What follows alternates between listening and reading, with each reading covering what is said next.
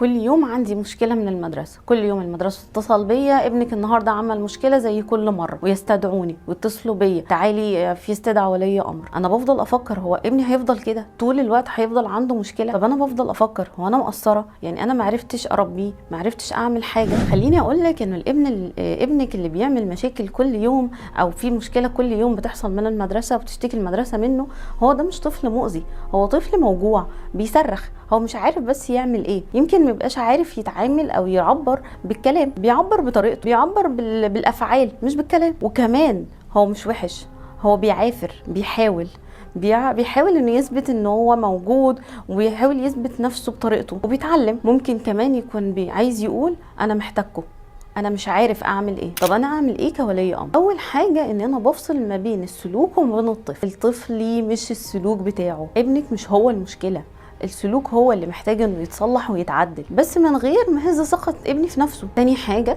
اني اسمع من المدرسه واسمع كمان من ابني، ما اخدش من شكوى المدرسه بس. يعني قبل ما الومه واعاقبه اساله انت كنت حاسس بايه؟ ايه اللي حصل؟ كنت محتاج ايه؟ كنت حاسس بايه؟ تالت حاجه فكري في الاسباب مش بس النتائج. هل في حاجه بتضايقه في الفصل؟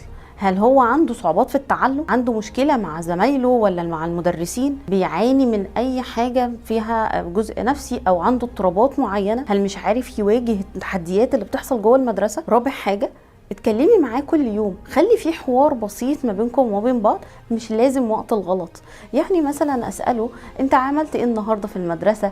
كان يومك عامل ازاي؟